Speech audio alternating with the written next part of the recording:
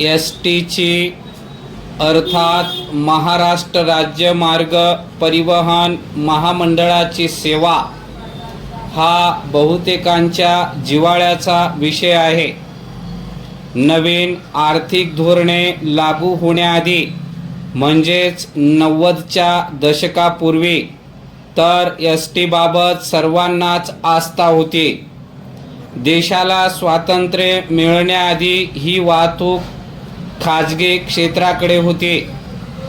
स्वातंत्र्यानंतर तिचे राष्ट्रीयकरण झाले. पुढची काही दशके एसटी चांगली चालली. त्यात काही त्रुटी असल्या तरीही मार्ग योग्यच होता. स्वस्त व सुरक्षित प्रवासी सेवा पुरविण्याबरोबरच एसटीने विद्यार्थ्यांची, जेवणाच्या डब्याची, टपालांची वाहतूक करून मानवी आणि राज्याच्या देशाच्या विकासात महत्त्वाचे योगदान दिले. विविध सवलतीमुळे अनेकांना फायदा झाला. आजही एसटीची दैनंदिन प्रवासी संख्या 54 लाख आहे. मात्र गेल्या काही वर्षापासून एसटी पद्धतशीरपणे खिळखिळी केली जात आहे. गाड्या वेळेवर न येणे, रद्द होणे, वाटेतच बंद पडणे, त्या जुन्या खिळखिळ्या झालेल्या असणे, स्थानकांच्या जीर्ण इमारती, पुरेसा उजेड नसणे, अस्वच्छता, पिण्याचे पाणी, उपाहारगृहे, स्वच्छतागृहे इत्यादी बाबतच्या असुविधा अशा अनेक अडचणींचा सामना प्रवाशांना करावा लागत आहे. परिच्छेद यामागचे महत्त्वाचे कारण म्हणजे सरकारचे खाजगीकरणाचे धोरण. या धोरणामुळे भारताच्या काही राज्यांमधली परिवहन महामंडळाची सेवा पूर्णपणे डबघाईला आली आहे. महाराष्ट्राची एसटी वाचवण्यासाठी जाणीवपूर्वक प्रयत्न न झाल्यास तीही त्याच मार्गावरून जाईल. त्यासाठी नागरिकांनी सरकारवर दबाव आणणे आवश्यक आहे. कारण सार्वजनिक वाहतूक हा आपला हक्क आहे. परिच्छेद एसटीचे एकदमच खाजगीकरण केल्यास जनक्षोभ उसळेल. म्हणून टप्प्याटप्प्याने खाजगीकरणाचे धोरण अवलंबले गेले. सुरुवातीला खाजगी प्रवासी गाड्यांना सरकारने परवानगी दिली. या गाड्यांची एकूण वार्षिक उलाढाल किती आहे याची खात्रीशीर आकडेवारी मिळू शकली नाही. मात्र ती कोट्यावधीची आहे.